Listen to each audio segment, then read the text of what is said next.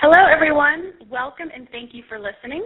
My name is Lily, and I am a certified holistic health counselor, as well as a certified Kripalu yoga teacher. As a holistic health counselor, I work with open-minded individuals on a whole body level.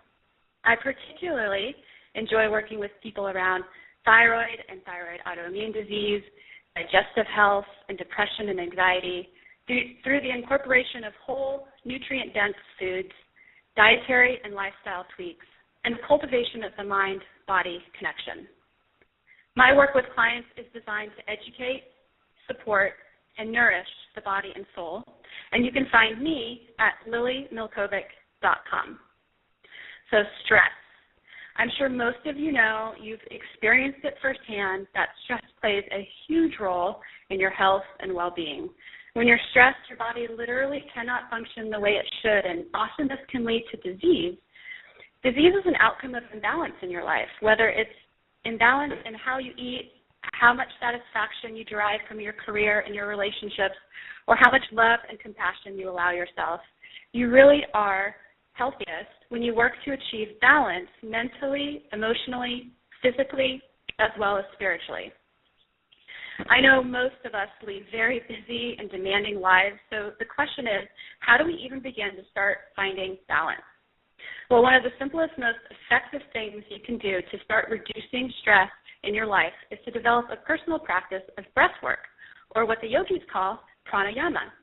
Joining me today to delve deeper into the discussion of pranayama is the very man that taught me yoga and instilled my love and confidence in the power of breathwork, Devarshi Steven Hartman.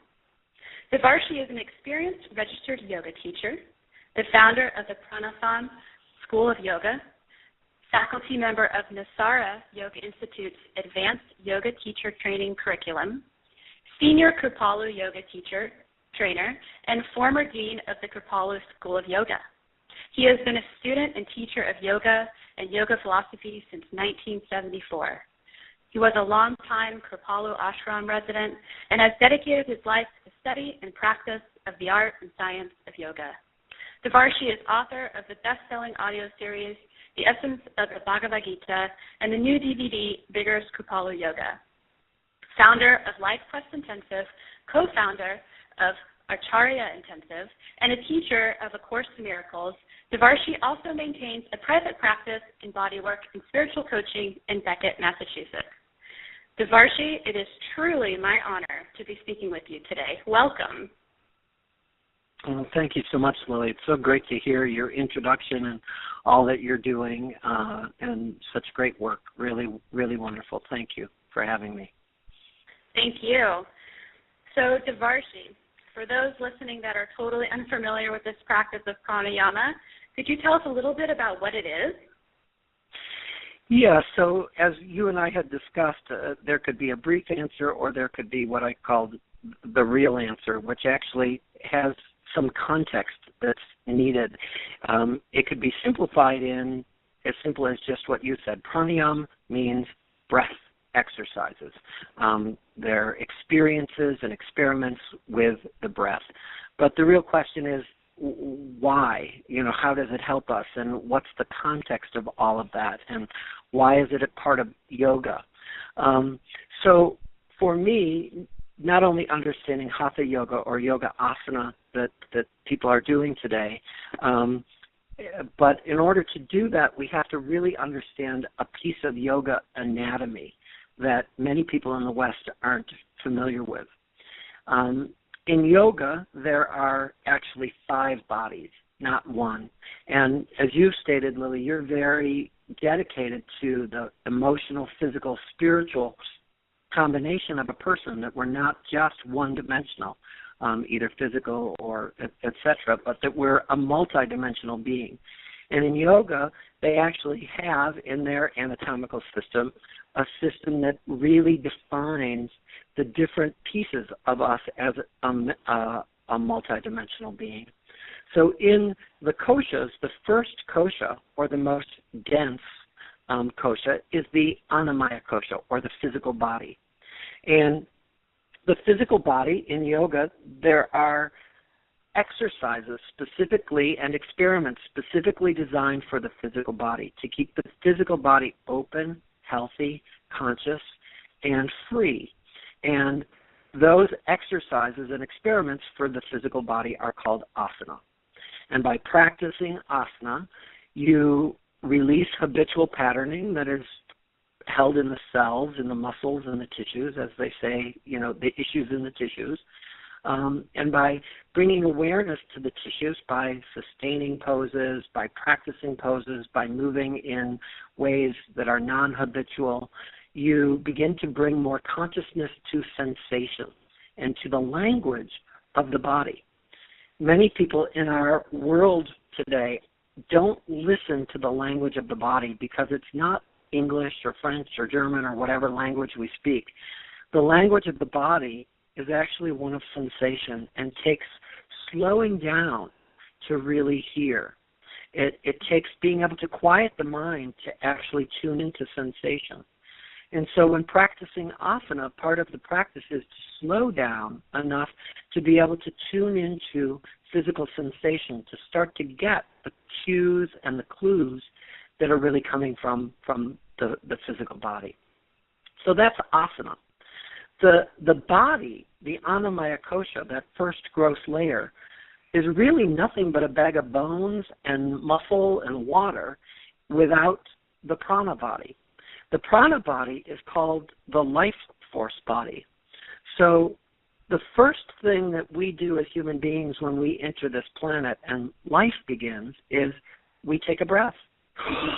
We slap the baby on the bottom and, they take an inhale. And the moment that first inhale happens, this life force is imbued into the physical cells of the annamaya kosha, or the body.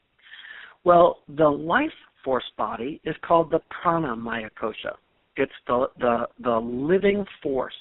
And this life force body, the pranamaya kosha, stays with us. And, of course, the last thing we do on the planet before we die is we exhale. We expire. And when we expire, the pranamaya kosha leaves the annamaya kosha. And when the pranamaya kosha separates from the annamaya kosha, or the breath body separates from the physical body is nothing but stuff. There's no life force in it. It simply is, bones, muscles, and tissue. So that life force body is really important. And again, unlike the mind, has its own unique language. And again, our breath holds specific patterning, some that's unconscious and habitual, and others that can be conscious. So there are, in yoga, a whole series of practices called pranayama for actually bringing awareness and consciousness to creating a healthy prana body, a healthy life force body, energy body, so that the relationship between the energy body and the physical body can really be clear and strong. So that's the first two koshas, but there's actually 5 layers. And the third one, getting more subtle, is the manomaya kosha, or the mind, thoughts, feelings, and emotions. And there's a whole series of exercises in yoga for the mind. We call them meditation or concentration exercises.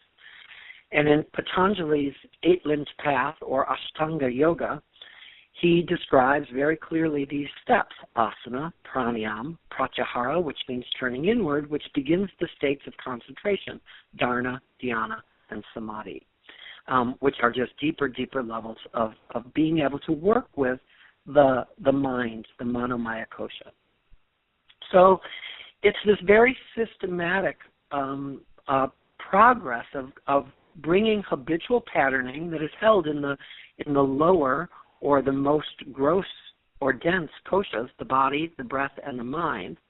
All of those, the body, breath, and mind, hold habitual patterning from past, from undigested experiences, from trauma, from injury, perhaps, as Patanjali says, from past lives even. So we may even come in with, resisted experiences. And the whole objective here is to bring those unconscious patterns to consciousness, Because when something's unconscious, it's actually running us, unconsciously, rather than us running it with some deliberateness and choice. So when something comes conscious, we then are back to a state of choice, and more choice equals freedom. So often in the spiritual world, you hear people talk about, oh, he's unconscious, or she's conscious, or I'd like to become more conscious. And that's really what this process of becoming more conscious is about, which is bringing those places in us that are indoctrinated, habitual, and really beyond our conscious mind that happen to be, drawing our attention or ruling us in some way and bringing them to consciousness. So I mentioned the first three koshas, which are body, breath, and mind, but the fourth kosha is called the Vijnanamaya kosha, or the witness consciousness. And this witness consciousness is this ability that seems to be uniquely human. And I would go one step further to even say possibly godlike. And the objective of the witness consciousness is self-observation. So it is the ability to really observe one's self with consciousness. And I would go one step further to say it's self-observation with compassion and non-judgment. It's not just the self-observation that we often have, of the inner critic. It's watching ourselves from this place of the soul, from a very high and beautiful, compassionate, non-judgmental place.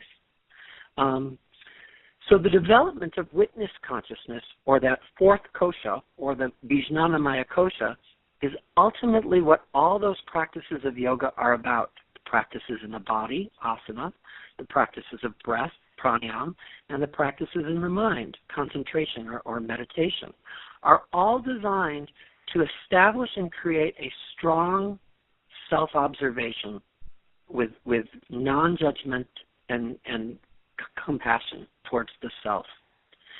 When we have witness consciousness, we begin to really develop this aspect of presence, of being really present. It's sort of like the, I always like to say it's like the leader of the band starts to really rise up.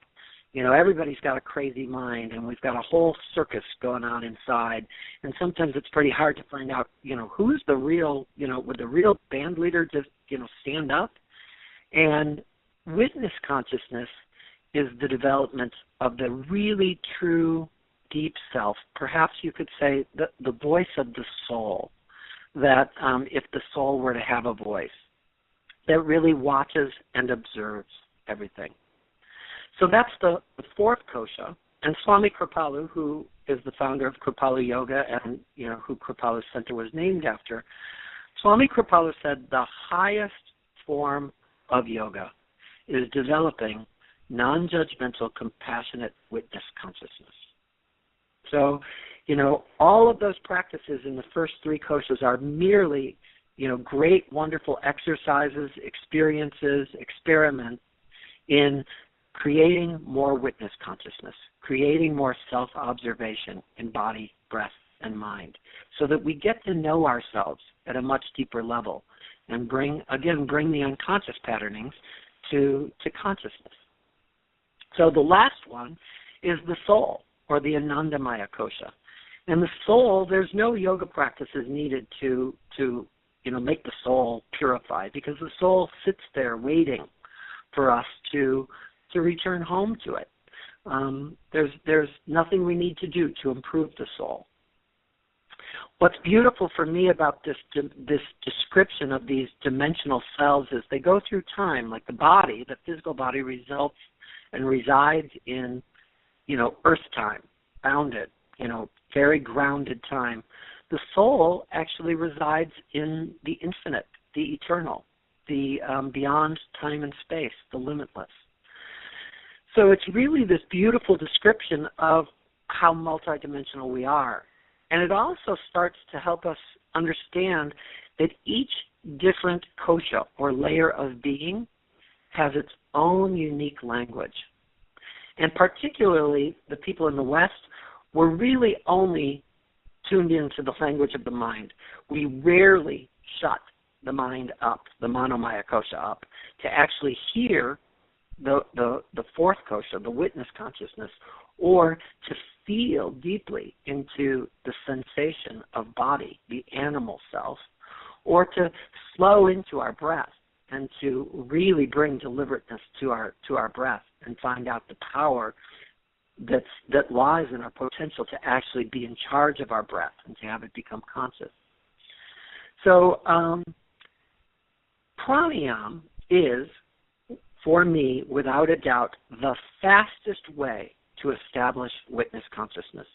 And I would say even beyond asana. If a person were going to practice yoga, I would say it's all about the breath.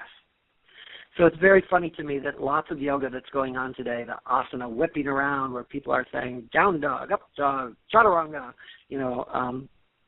and no mention of the breath. To me, that's sort of really missing, like the key, the real key to unlocking each of the koshas.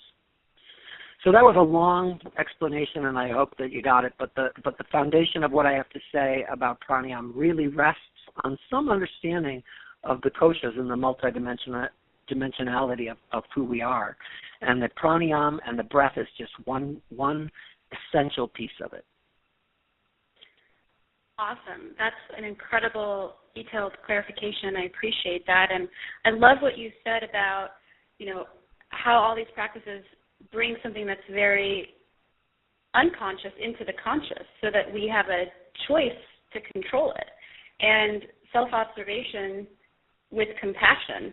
And so it's really interesting. When I started my own consistent practice of pranayama, I began to develop this very deep awareness about what I say to myself and how I think, and I was very aware of all those things for the first time, and then I was able to make the decision if I wanted to choose that negative thought or if I wanted to choose a more positive route, and it's really made such an incredible difference in my mood and how I perceive life.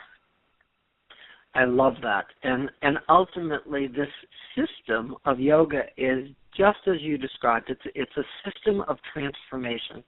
It's a system of becoming conscious so that we can begin to look at those patterns and actually change them to something that we really, really prefer. Right, absolutely. Well, Devarshi, I know that breathwork is something that is near and dear to your heart personally. Where did your love of breathwork come from? I mean, how has pranayama helped you specifically? Well, I moved into an ashram. I was very interested in yoga and had been interested in yoga since an early age, and started studying yoga in 74, 75, somewhere around there. And pranayama and specifically chanting also, pranayama, of course, was a piece of it. Then I moved into a yoga ashram when Kripalu Center was actually specifically, ashram means spiritual community.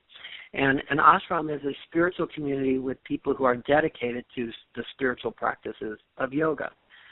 So Kripalu Ashram, I moved into Kripalu Ashram in 1981 and lived there for the decade of the 80s.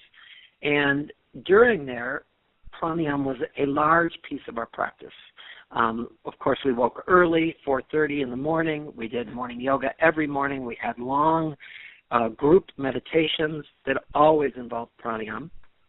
Our yoga practices always involved pranayama. And so these practices went deep. I mean, some people really have to use discipline to begin to practice, and discipline is important at the beginning. But I think once a practice takes hold, like for me, it has taken hold. For me, pranayama is like brushing my teeth. It doesn't take effort to say, oh, gee, I got to create a practice of pranayama. It's like, wow, I would never want to miss. It's my favorite part of the day to wake up and to do my anulom vilom, my alternate nostril breath, my Dirga Ujjayi breath. So practice is very important in getting to that point. And, of course, discipline is necessary probably to begin to feel the benefits. But certainly once the benefits take over, why wouldn't you want to do something that makes you feel incredible and good and again, calm, less stressed, more integrated, all the above. I wanted to speak a bit about one of the main benefits that's actually anatomical about pranayama and how it works in the brain. So the diaphragm is a really unique muscle in our body. The diaphragm, of course, is what causes us to breathe.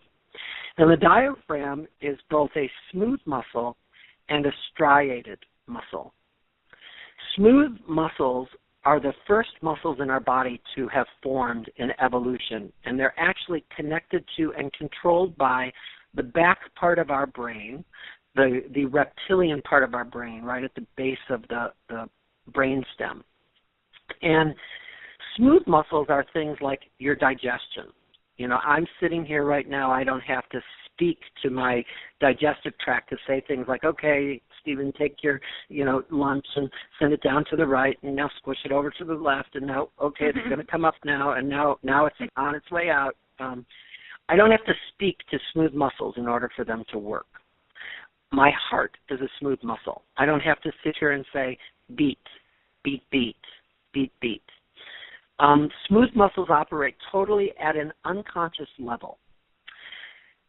So our breath is really interesting because it's run by a smooth muscle. Obviously, when I go to bed at night, I don't have to think about breathing.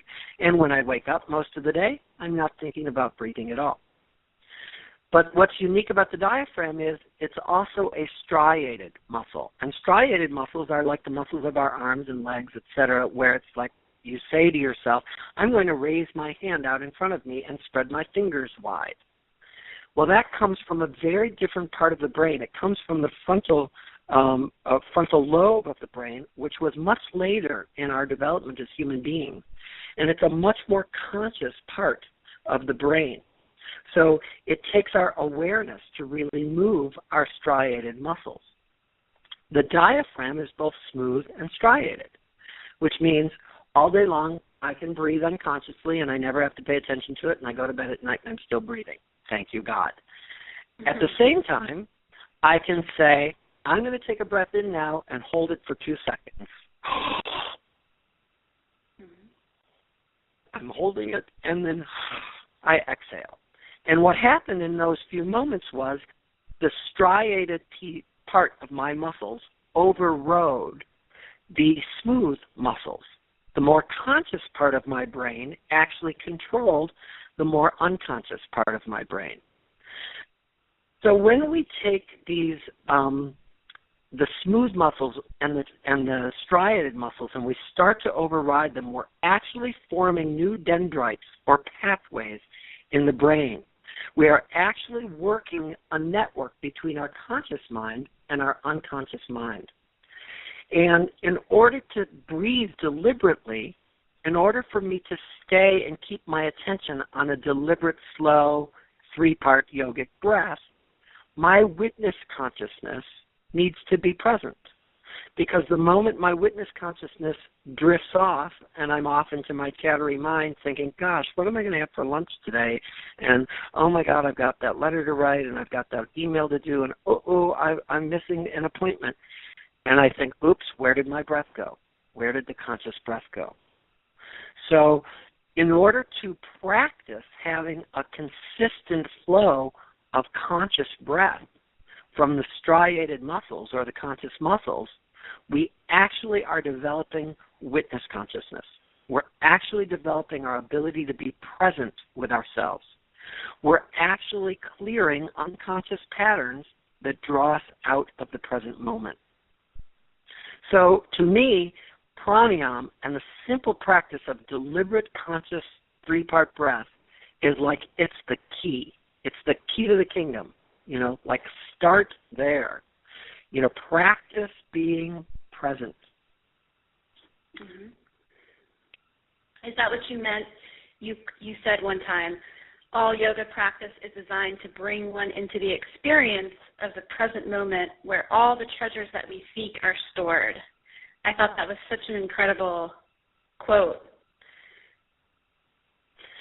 So, yeah, that is a piece of what I mean. And, often in my workshops, I love to ask this question to groups of people. So the question goes, okay, so what do you want? What do you want? And I have people raise their hand. What do you want? And I do this with groups of people from every country, from every age, from every size, shape, religion, and the answers are all the same. I want love. I want peace. I want fulfillment. I want meaning. I want a sense of safety. I want health. Those are the basic ones. Everybody wants the same thing, ultimately. And I wager to say that, wow, we could go anywhere on the planet and ask people, and they would all say that that's what they want. And so then after asking that question, I like to say, so what's the problem? How is this a problem? We got a whole world of people who all want the same things. What's the problem? Mm-hmm. And, it begs the question, well, the problem is we really don't know how to get those things.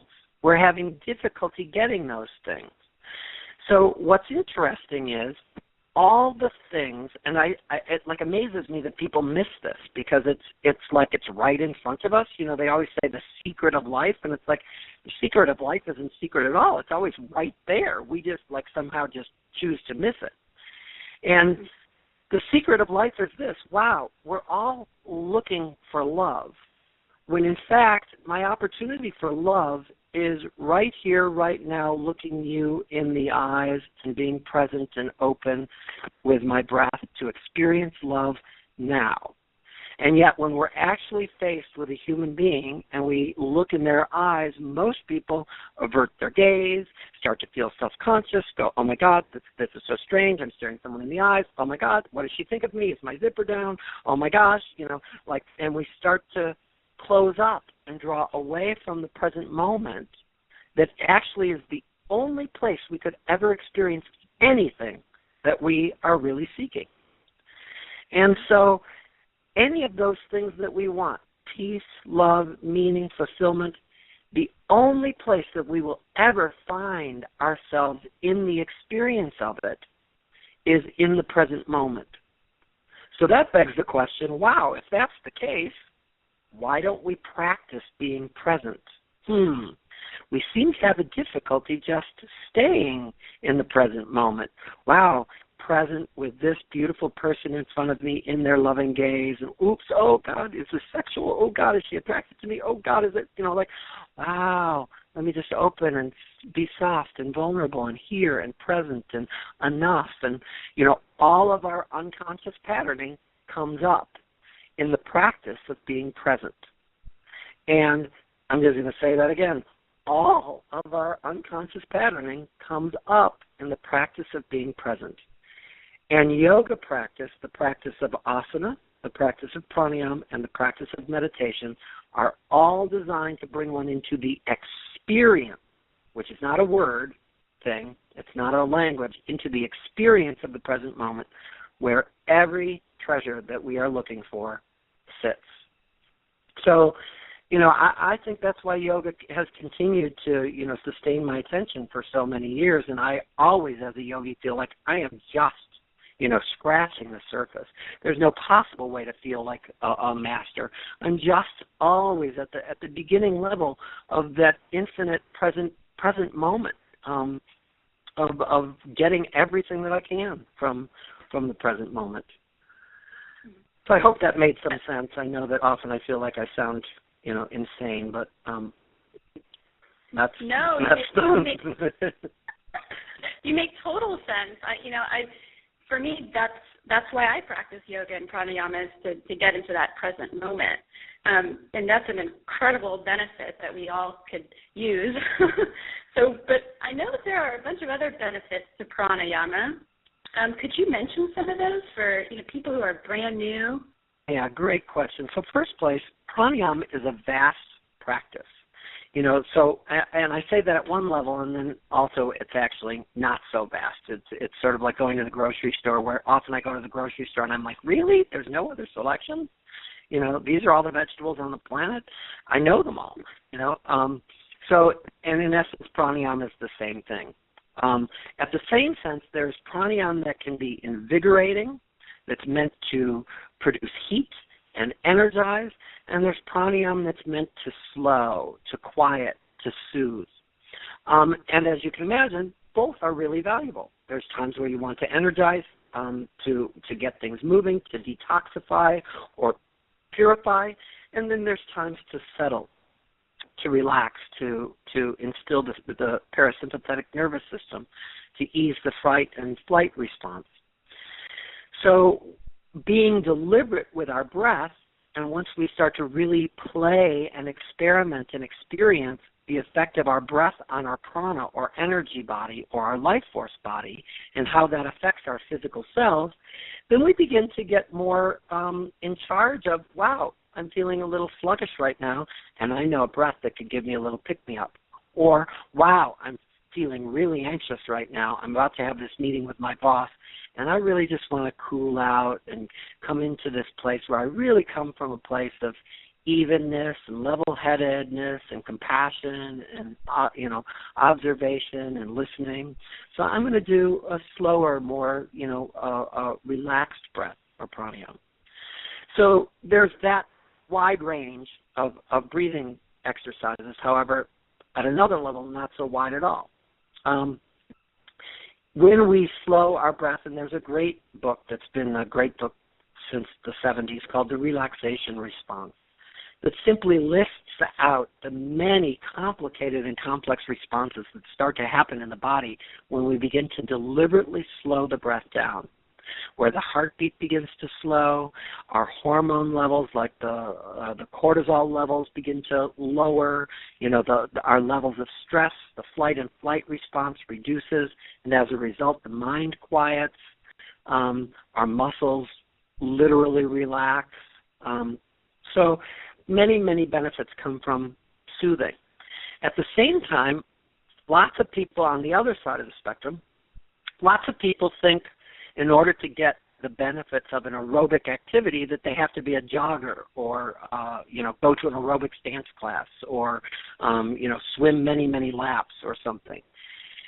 And there are yogic breaths that I do every morning that people who know me laugh. I love empty coat sleeves with a deep hara breath. And we used to start our mornings in the ashram with the 6 movements of the spine and deep hara breathing, and to this day, every morning. And what that does is it gets the diaphragm, the deep diaphragmatic breathing, moves the diaphragm up and down at a pretty hefty rate. And when the diaphragm moves up and down, many things happen. One is the main lymph gland, the largest lymph gland, is actually right below the diaphragm. And the lymph system is the garbage dump of our body. It's what keeps our body detoxified and purified. And the lymphatic system does not have a pump. Like your respiratory system has a pump, the diaphragm. Your circulatory system has a pump, the heart. The lymphatic system doesn't have a pump, which is why all the lymph glands are actually around your joints, like at the elbows, in your armpits, in the insides of your knees, in the inner groin, because the movement itself of your joints is actually what stimulates the lymphatic fluid to flow. But the main lymph gland, the biggest one, the largest one, is right below the diaphragm. And the thing that gets the lymph fluid flowing is when the deep diaphragmatic breathing happens, it literally pumps the lymphatic fluid into the system, which again begins this detoxing of the body. Also, when the diaphragm goes up and down, it massages your internal organs. So right below the diaphragm are your livers, your liver, your kidneys, your pancreas, and the intestines. And when the diaphragm moves up and down, these organs, which are very much like a dish sponge, they get dirty, just like your dish sponge. They need to be rinsed out, squished. And one of the main benefits of yoga asana is what I like to call the squeeze and soak effect, where you're doing a spinal twist, and twisting through the belly, and you're deeply squeezing out the internal organs. And when you unwind the twist, you get this flush where the new flush of blood rushes into the organs.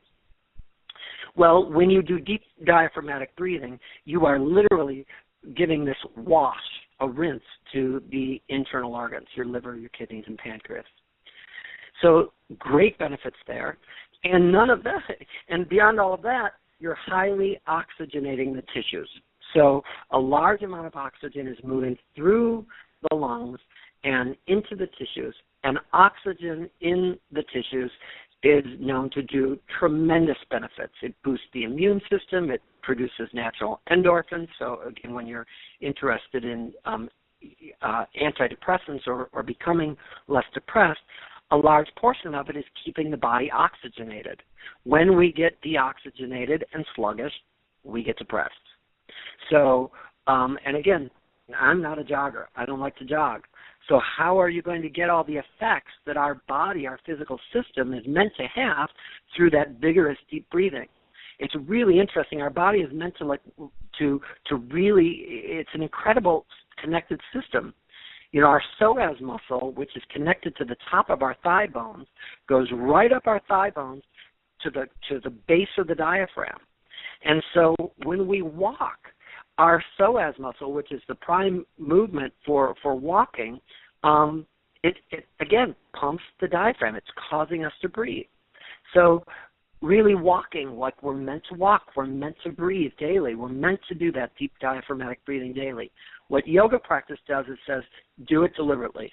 Really make sure that this is an everyday part of your ritual to keep your body clear, cleaned, and operating.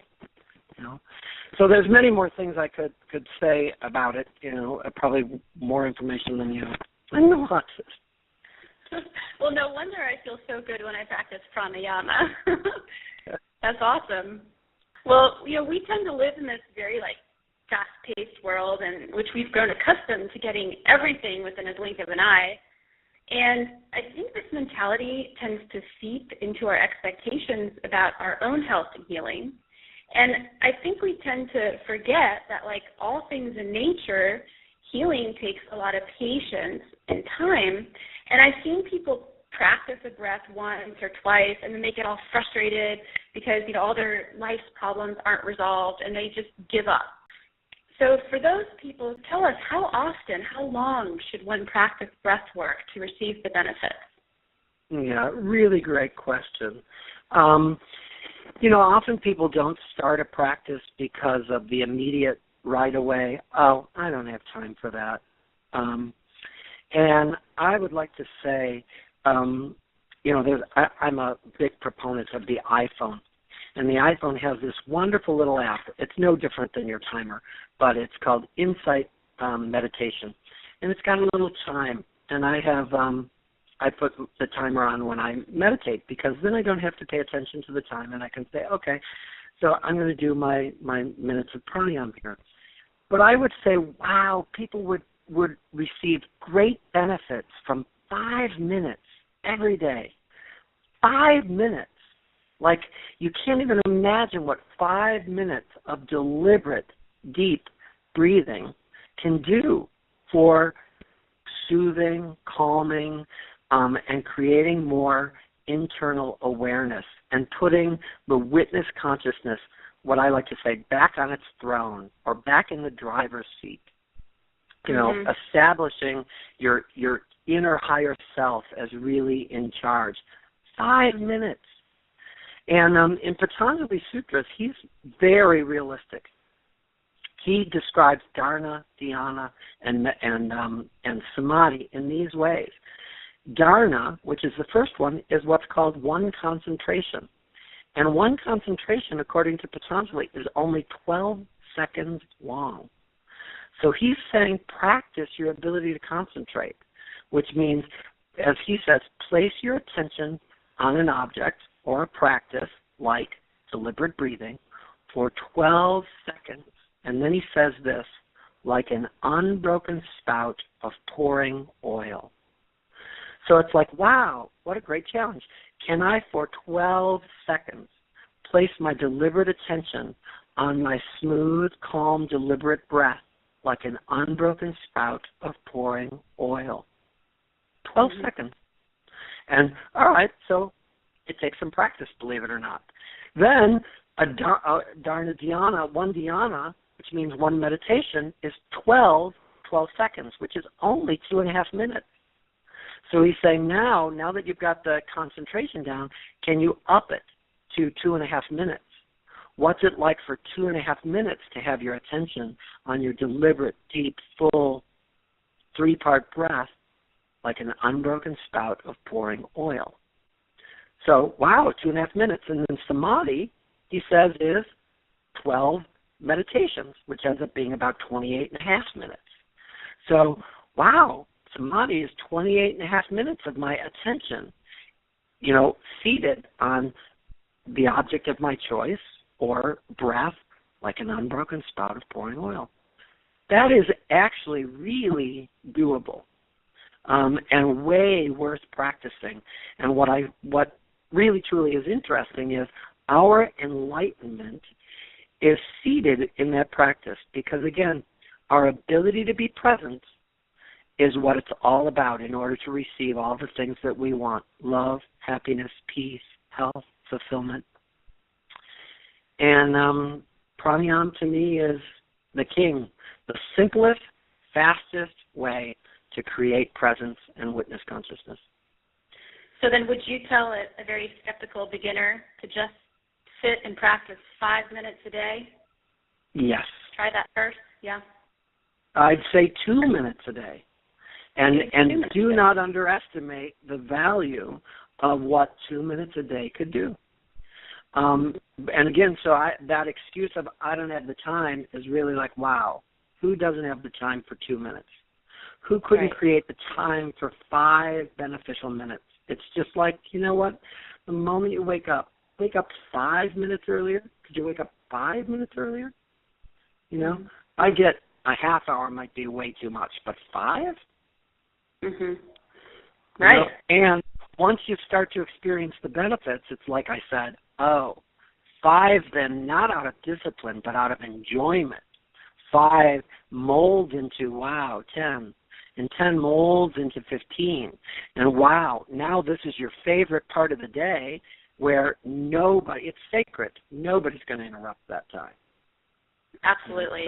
Yeah, when I sit, you know how they always say, think of your happy place. And it's funny, when I sit, I'm like, I'm here, I'm in my happy place. This is my safe place where it doesn't matter what's going on outside in the world. I can come home and just work on my breath and be at one. And I know what you mean, how it's like you start doing 5 minutes a day, say, and it really just becomes more and more and more because it's like, I don't want to leave that happy place. It's so great. So beautiful. I get that. Yep, beautifully described. So how does that work, though? Like we create this mind-body connection and awareness, and we come into the present moment through using pranayama or other yoga practices. But then what? I mean, how can we bring this connection and awareness into our daily lives? Like, we go beautiful to work. Question. So at Kripalu, there's a methodology, I would call it, or a practice. It's also an acronym. It's called Breathwork. And Breathwork stands for these 5 words: breathe, relax, feel, watch, allow. Breathe, relax, feel, watch, allow. Now, I think it's interesting, and it's certainly no accident, that the first one involves the breath. So if we just follow that through for a moment and say, wow, here I am in this situation, breathe. In order to take a deliberate breath, like someone has to remember, whoops, again, we have to go from that smooth unconscious muscle to the conscious one. Oops, I'm not breathing. Oops, I just had an argument with my child or my spouse, and I'm holding my breath. Oops, I'm really stressed out right now. I'm holding my breath. Wow. So to begin with, we have to go take a breath. And in order for someone to say take a breath, there has to be some sense of witness consciousness there. Once we start the practices of yoga, we start to, and this is how it translates from on the mat to off the mat. If you're guided on the mat to do deliberate breathing, all of a sudden you leave your yoga room and in your yoga class and you're out in the grocery store and the day starts to go and it's spinning and you're standing in the grocery line going, wouldn't this woman in front of me hurry up and I've got a place to go, and you realize, oh my God, I'm holding my breath. wow, just an hour ago in yoga class, I felt very different than this. What if I slow my breath down and do that breath that we did in yoga class? So that's how it translates into daily life. Is first there's breathe, and then relax. And it's like, what are you relaxing? Well, the relax is relax into your body. Again, the Anamaya Kosha. Relax the cells. Listen to the cues and the clues going on in the tissues. Then the next one is feel, which is feel what's in your thoughts, feelings, and emotions. That's really the Manomaya Kosha, the mind. And then the next one is watch, which is, again, establishes that fourth kosha of witness consciousness. It puts in self-observation, you know. And then the last one is allow, which is a sense of surrender to all that is, and that's, you know, this soul that's like absolutely free to experience the fullness of life, the full chaos that life has to offer, the good, the bad, the ugly, you know, all in front of us. And all we have to do is breathe, relax, feel into the sensations, watch them, and allow them, you know, without resistance. And then what happens is the unconscious patterns start to become conscious. So this little acronym of breathe, relax, feel, watch, allow is actually an acronym that goes through all of those 5 multidimensional selves, the 5 bodies of the kosha, to create more awareness and more authenticity. And I always like to say the real byproduct of yoga is not being able to put your foot behind your head. You know, one other thing I love to say is, you know, great, so you can put your foot behind your head. You're still an asshole. And, you know, like the product of yoga, it should not be gymnastics. The product of yoga is really that a communication is happening between all the layers of the cells, that the body, the breath, the mind, witness consciousness, and soul are all listening to each other. And that's what the practices of yoga do.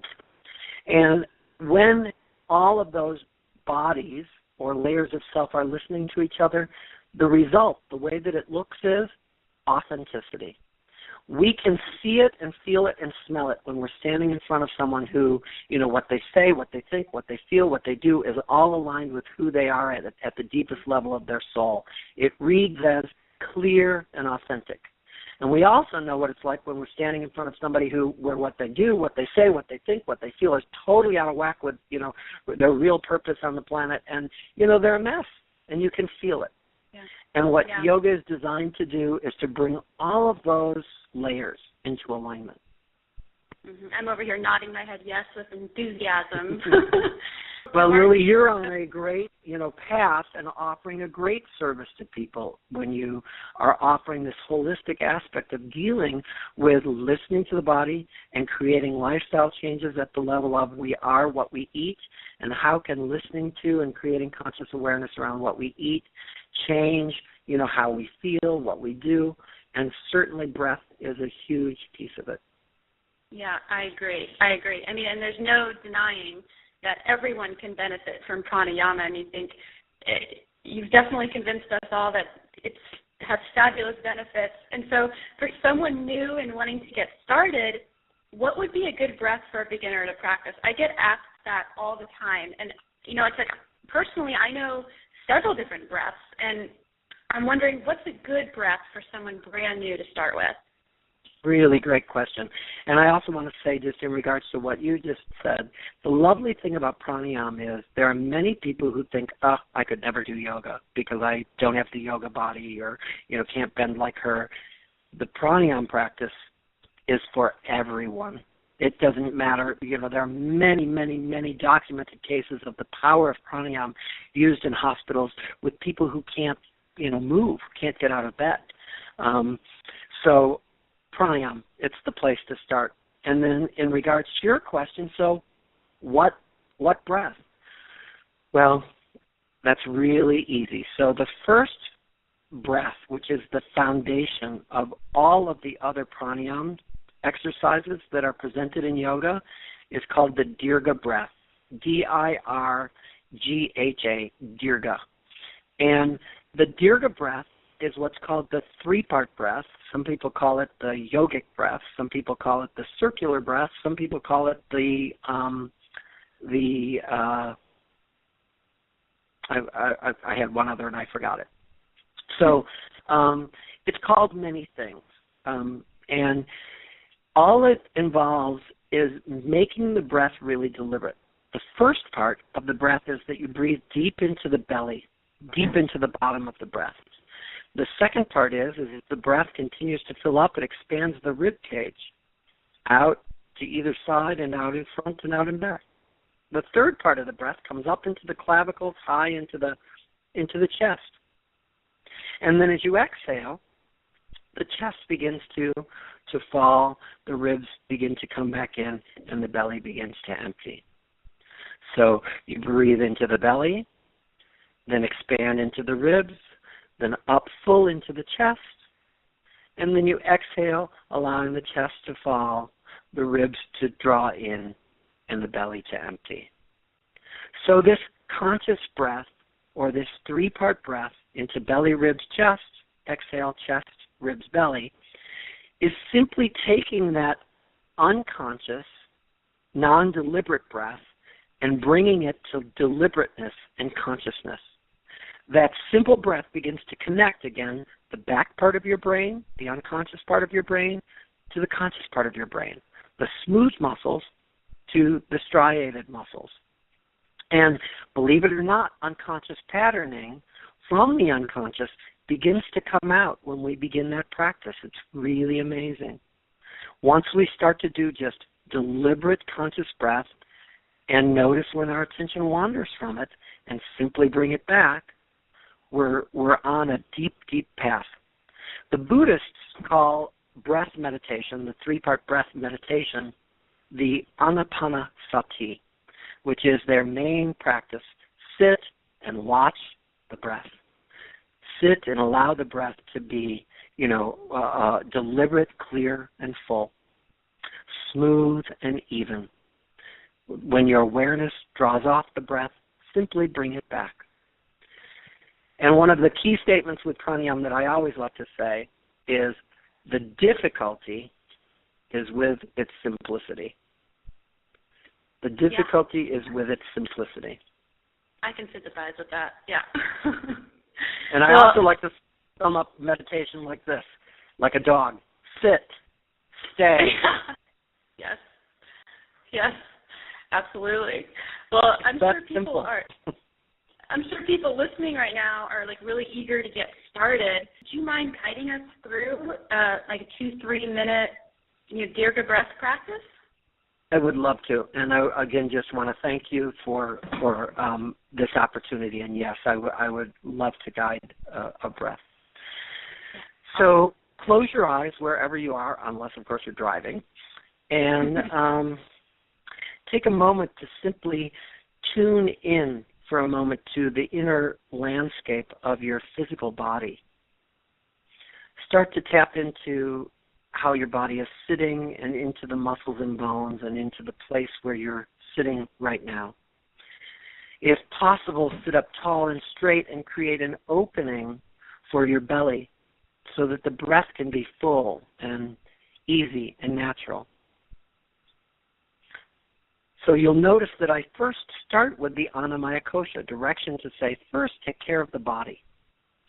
Once your body is in a place of stillness and comfort, it's not an endurance test for the body. Once you find a place of stillness and comfort, bring your attention to your natural breath without trying to change it. And simply notice how your breath is right now.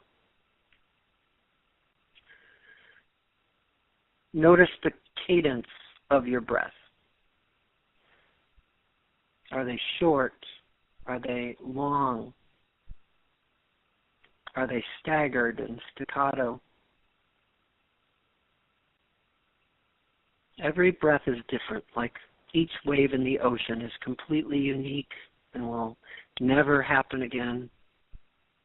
Every breath has its own uniqueness. So start to tune in to the uniqueness of each of your breaths.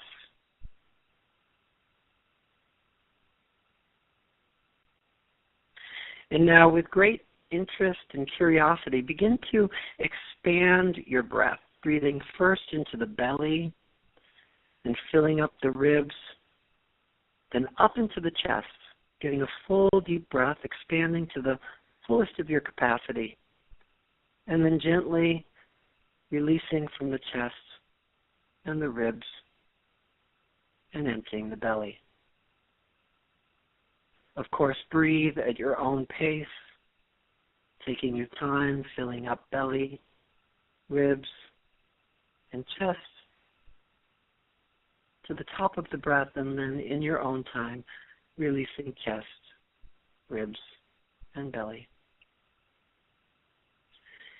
Continue to have your awareness, your attention on your breath, interested and curious, like an explorer, noticing every nuance of how the ribs expand, how the chest rises. Can more breath come in? And as you lower and lower and lower and empty, is all the breath out. Play with making the breath as smooth, as even, as deep, and as full as you can. As smooth, as deep, as even, as full as you can. On inhale and exhale.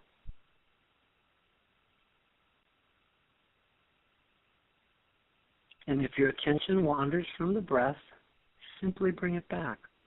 Find something about the breath to be curious about, interested in.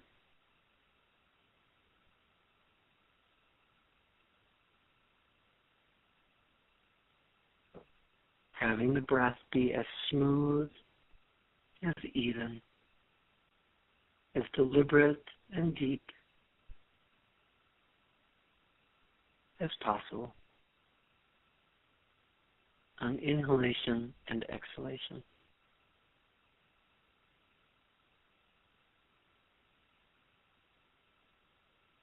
Notice everything you notice, and whenever you can, apply attention and awareness back to the sensation of breath. Inhaling, filling to the top of the breath, and exhaling, emptying the bottom of the breath. Our breath is our constant companion throughout our life.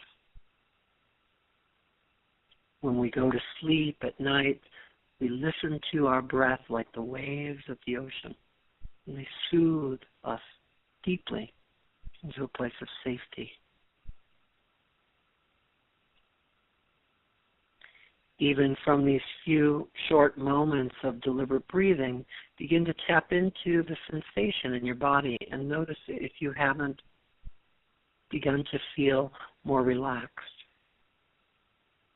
If you feel slower, calmer, safer, less serious.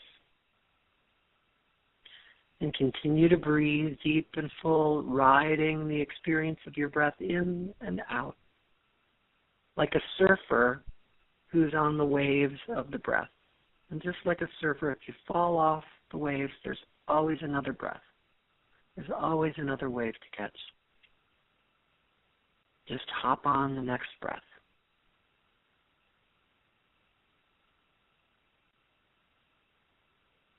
And you can see from these few short moments, few short minutes of deliberate breathing, that the effects are deep and transformative. And if you were to begin to lengthen your practice and delve into this practice, that there are worlds of presence and being present to explore.